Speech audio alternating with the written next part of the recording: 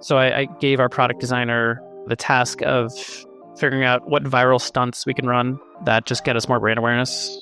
We took a bet around Manhattan last year with our custom branded sheet on it, and we rolled it into the Brooklyn Bridge and City Hall, Washington Square Park. Then we took it onto a subway train during rush hour, which I guess New Yorkers weren't even fazed about because people just sat there and did their thing. But a lot of people took naps along the way in our bed, so that was very exciting.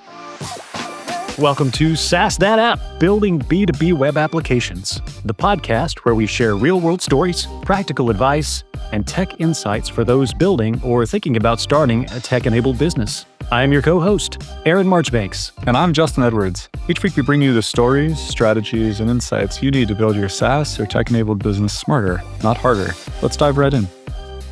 Hello and welcome back to SaaS That App. Across the microphone and screen from me once again. Super glad to have him back. Justin Edwards. How's it going, man? Hey, man, never better. Still digging myself out from the backlog. It built up while I was gone. But hey, it's starting to see cracks through the end of the tunnel here. So a little bit of light coming in. Nice. Not a bad way to come back in. Get to do some podcasts. It's always fun. That's like the best part of my job. I just get to talk to people and ask all the questions that I want to know. Like, it's great. One of these times we're going to have to do like a non-related pod on your adventures and travels. Jared, Justin is like world globetrotter, man. It's unreal. He's been everywhere and does all of the things. I'm super jealous. That's awesome. Yeah, I used to be that traveler, but yeah, it's cool. Yeah, the whole angle of like, I've got like an 8-hour layover and I would like to take a nap is like very near and dear to my heart. So I'm like, yeah, this is awesome.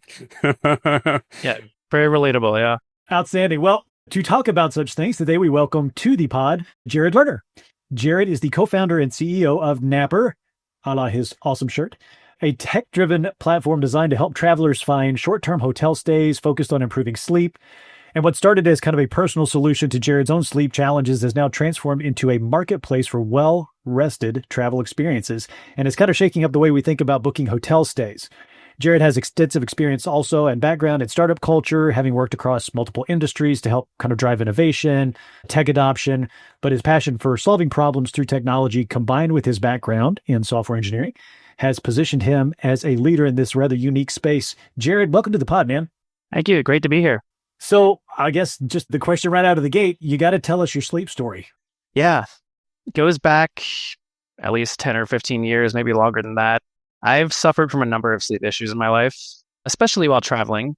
And it's something that I really wanted to solve, not for myself only, but for other people as well. And I fixed a few of those issues. I still deal with some of them. So I'm still pretty exhausted on certain days.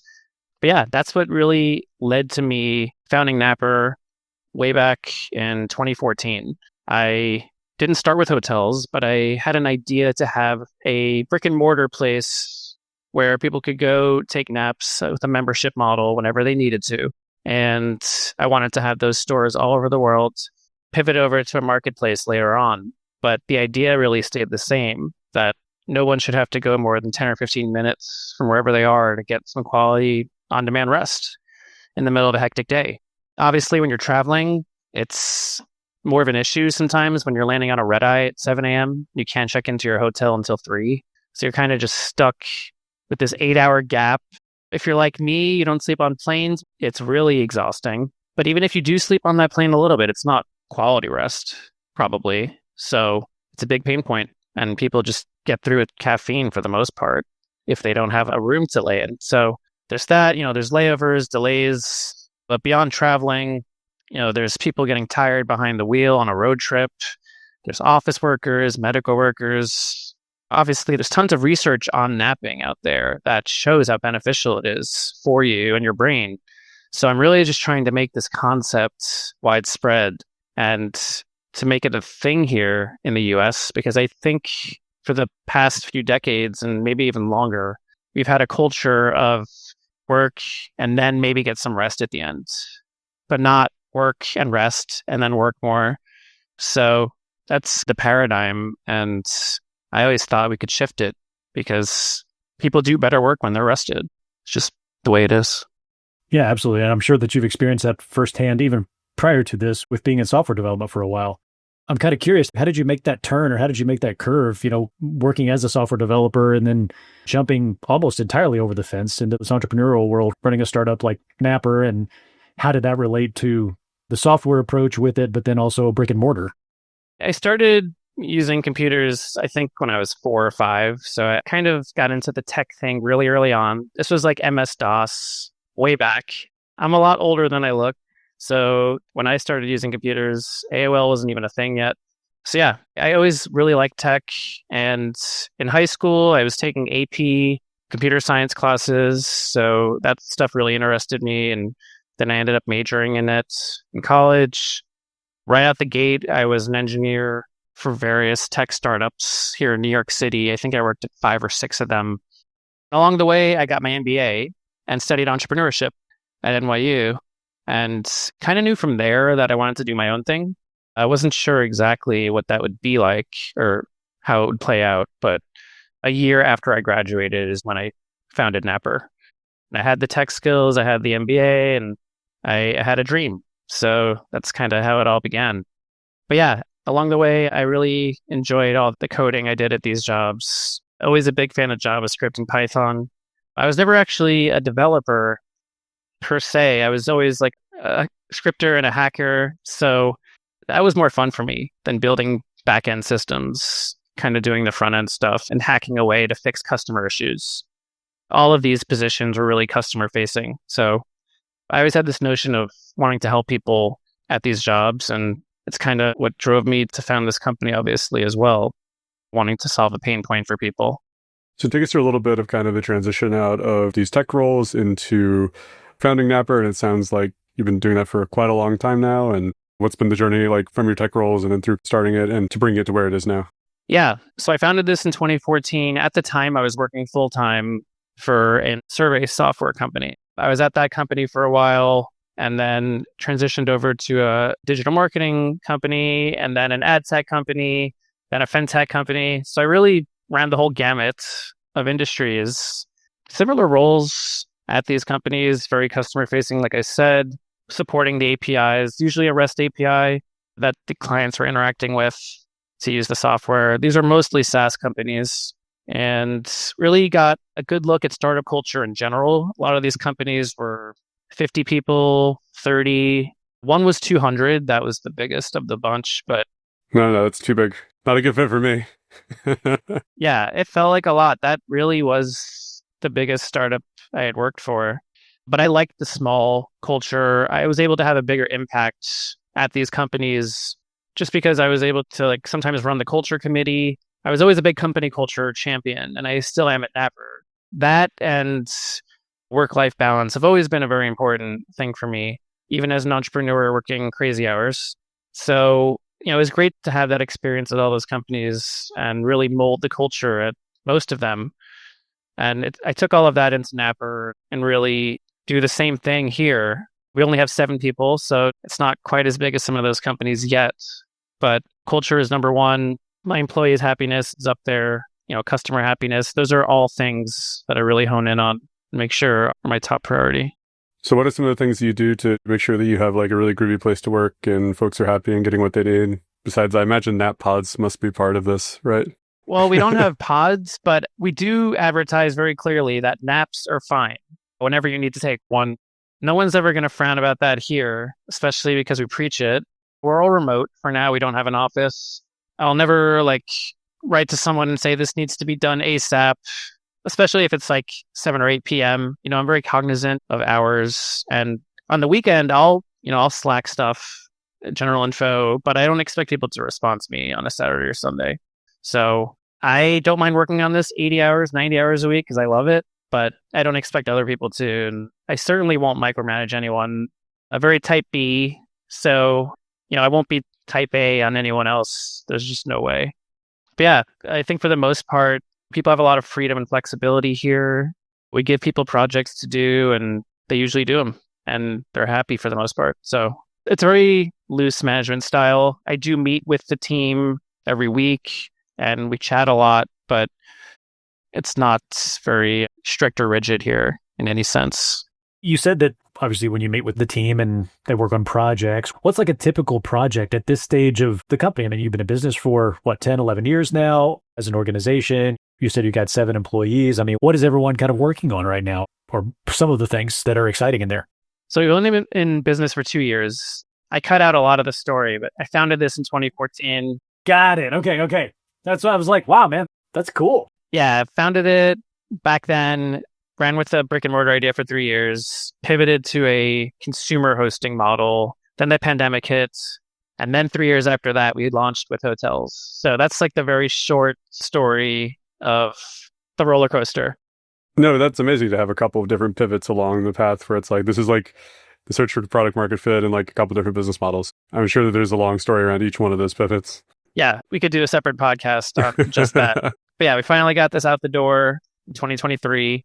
And then, so projects-wise, to get back to your question, one project we're working on now is really figuring out how to integrate AI into our culture and our product so that it's really optimizing what we do.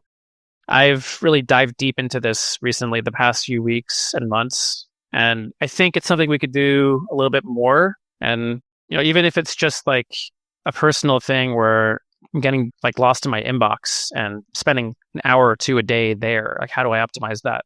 From a company level, I think we could do a little more with AI in general. As a marketplace, we haven't used too much of it to date. It kind of runs without AI pretty seamlessly, but there's always opportunities to integrate it more. So that's something we're really looking into right now. And this is the booking system? Yes. So how do we help people book better, give them suggestions, maybe based on amenities they're looking for? How do we help hotels price better? That's something we really haven't done to date. Things like that. Other projects we're working on. So I gave our product designer the task of figuring out what viral stunts we can run that just get us more brand awareness. We took a bet around Manhattan last year with our custom branded sheet on it, and we rolled it into the Brooklyn Bridge and City Hall, Washington Square Park. Then we took it onto a subway train during rush hour, which I guess New Yorkers weren't even fazed about because people just sat there and did their thing. But a lot of people took naps along the way in our bed, so that was very exciting. So we're always trying to push the envelope with our marketing and do things differently than our competitors. Sure. So tell me a little bit about the booking platform itself. So, I mean, I understand fundamentally what it is, but I understand that because there's a lot of booking platforms that are out there, right? Just for various things. So what would you say is a defining characteristic of, someone who's going to come to you for a booking? I mean, what does separate you from somebody else, or what does make that user experience better from others that are out there, including the big 800-pound gorillas? Yeah. The great thing about our site is it's very easy to use and it only takes maybe 30 seconds to book. What you do on our site is you basically create an account. You look for hotels like on any other OTA, you book it, and then that's it. You pay at the hotel.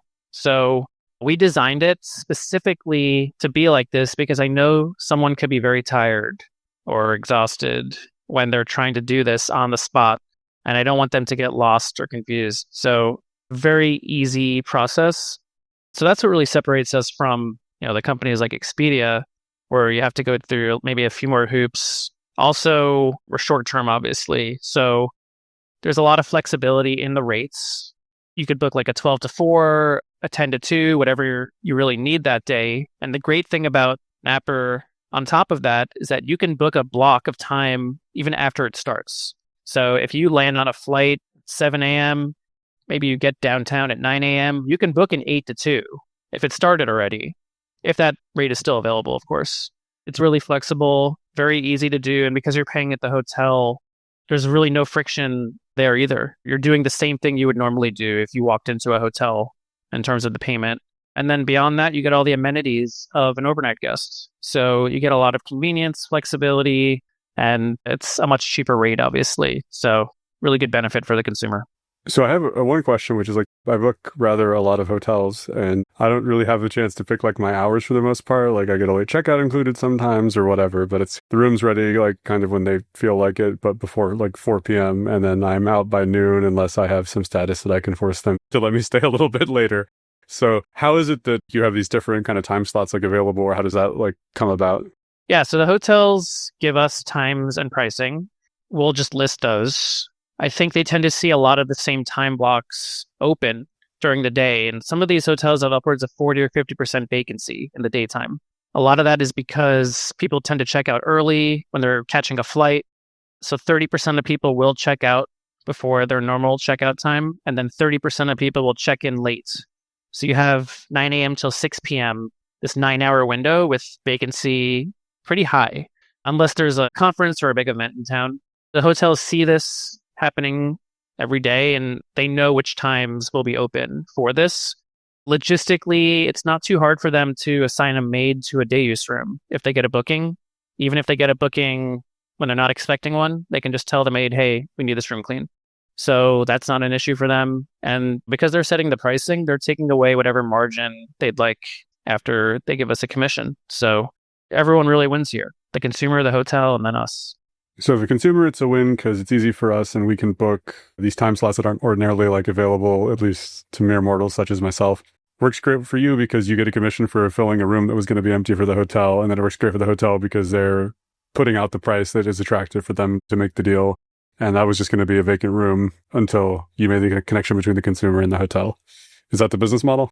Yep. Beautiful. Okay. So my overarching question there is, how did you convince hotels to take this on?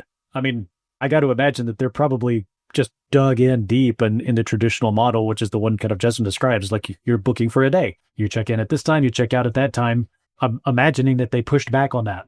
Yeah, it's not too difficult to get hotels excited about this because when you tell them they can make more money with a new revenue stream, their eyes open wide and they're like, whoa, how do we do that? And because it's not logistically difficult for them to clean rooms on demand, it's really just more money in their pocket for very little hassle, if any. So it really comes down to them wanting to make more money, as they should. They're a business, and us enabling them to do that. We do work with some partners who have existing inventory, and we'll just take that through an API. So in that instance, we don't have to really even ask the hotel if they want to do this. They're already doing it with a partner, and we're just getting that inventory as well.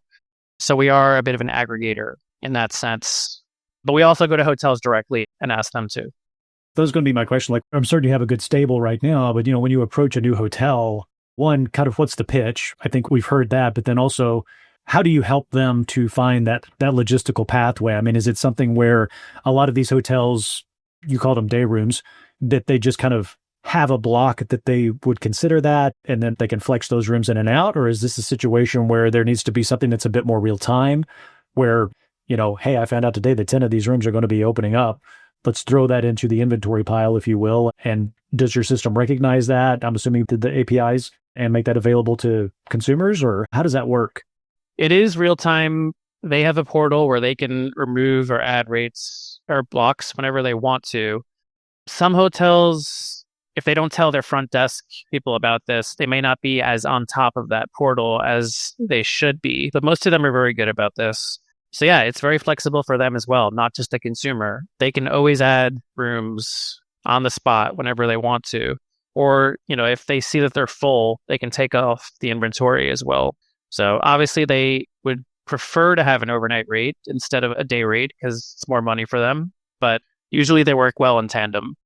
Is there like a conversion potential or a conversion option for, someone who gets in and it's like, well, I need 3 hours or 6 hours or something like that. But then they decide, you know what, I'm just going to stay the night. Is there a path for that through your software or through the hotel? You got a problem with oversleeping, do you, Aaron?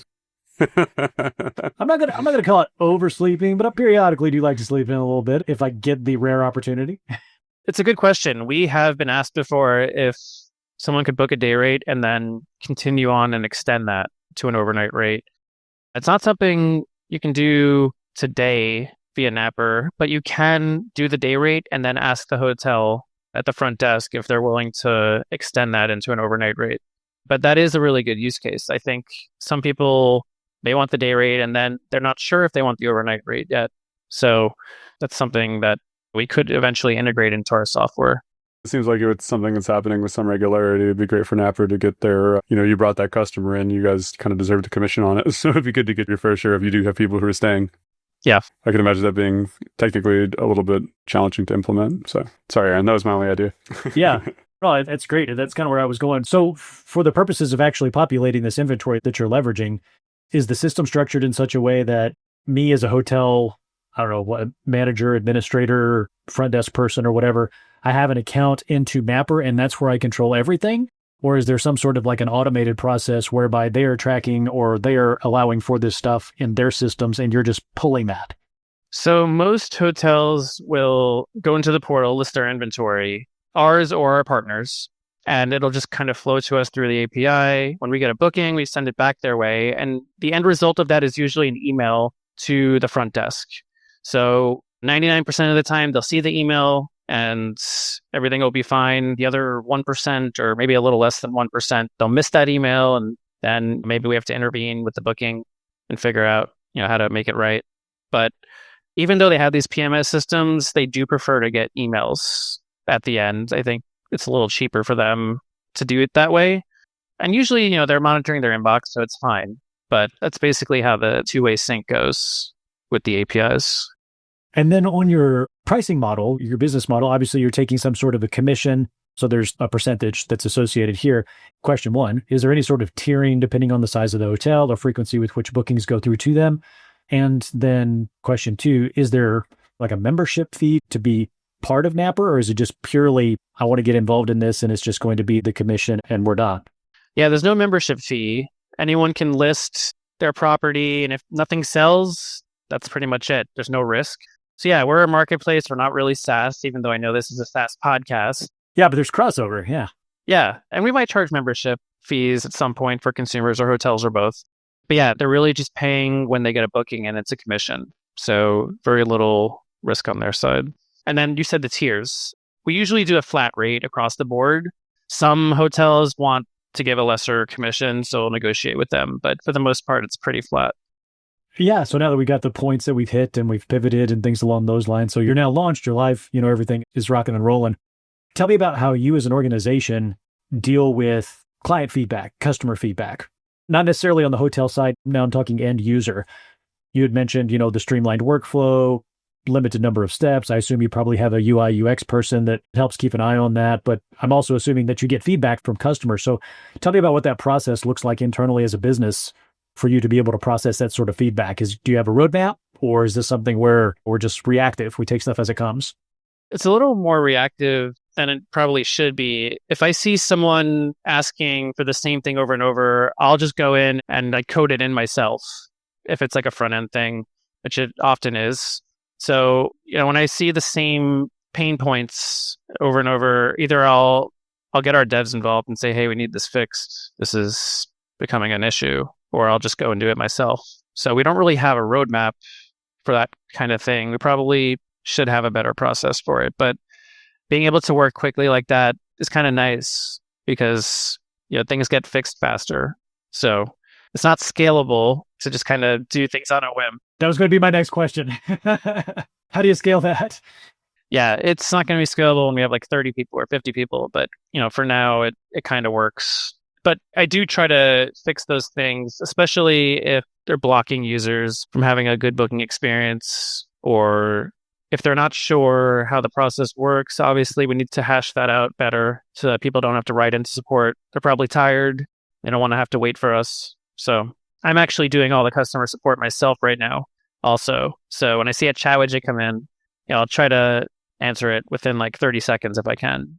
Goes back to my days as a customer-facing engineer. I always try to answer those things as quickly as I can. So still doing that, which is also not scalable, but for now I can handle it. So yeah, no, it's one of those roles. It's one of the earlier ones that we can systematize and give up. But yeah, a lot of hats. So you're probably also the accountant and legal and all the rest of it. So well, thankfully we have a CFO, so I'm not doing accounting stuff for the most part. Excellent. Yes.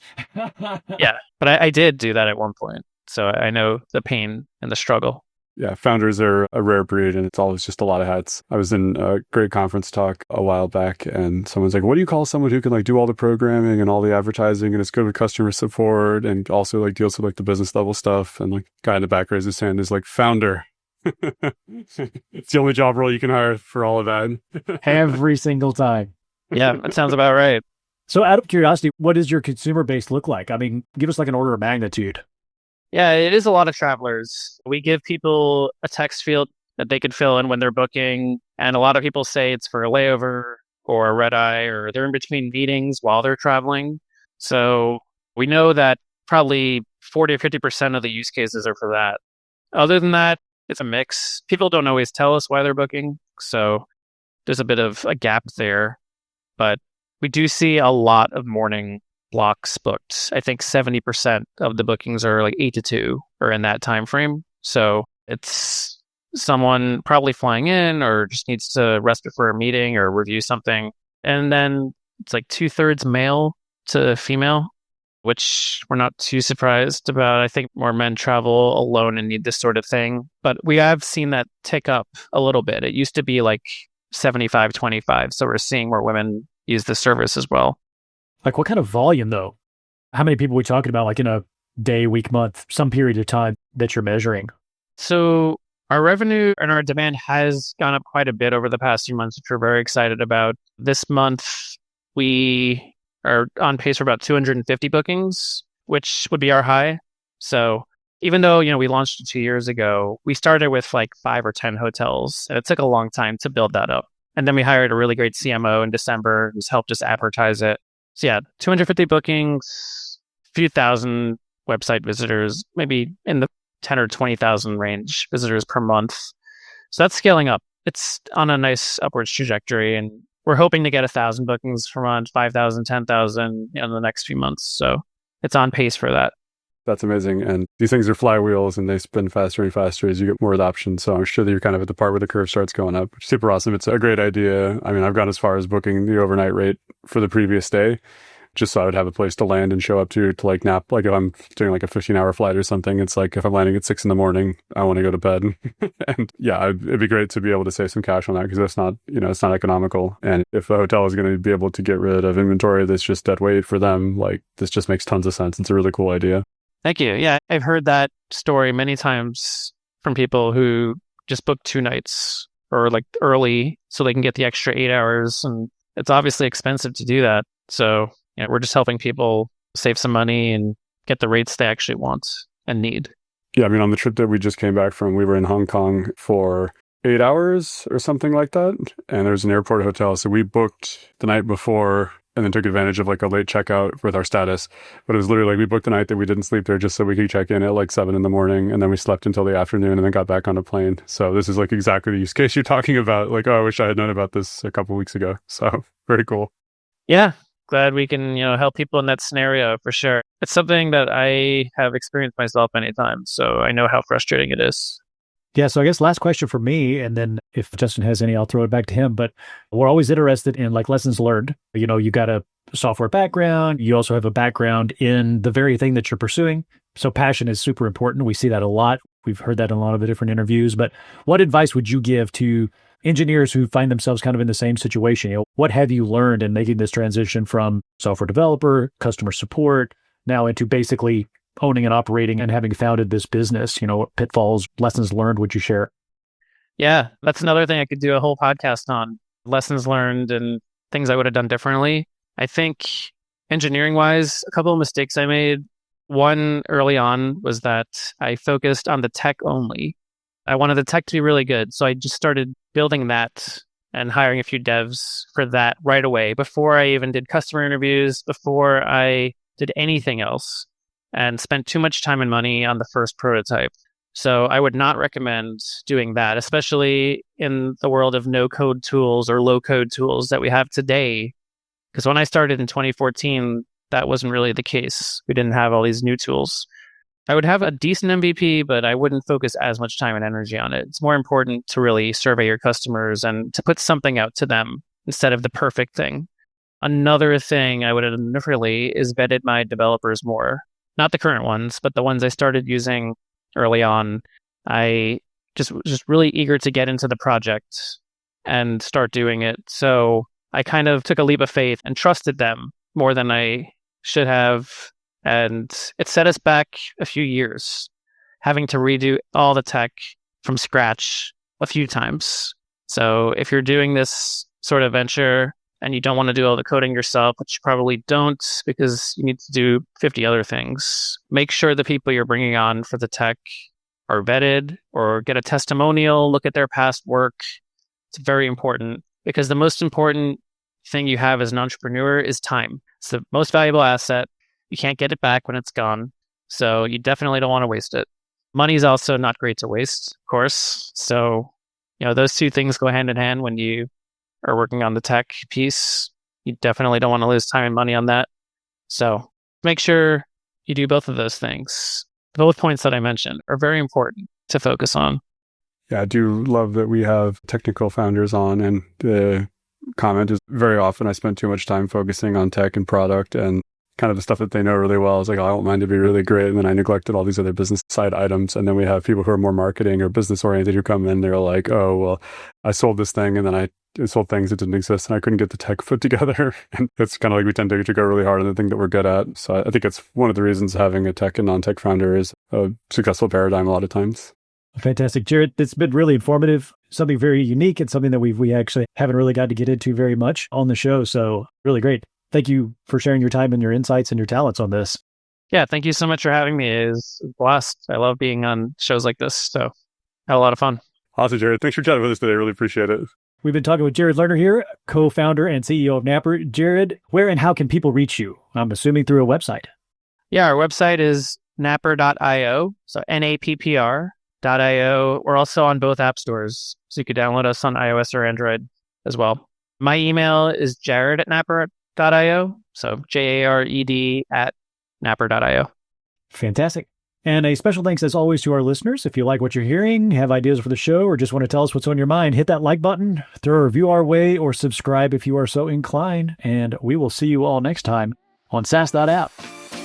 Thanks for cruising along with us on SaaS That App. We hope you grabbed some insights that were inspiring, actionable, or at least entertaining. If you enjoyed the show, don't forget to subscribe and leave a review.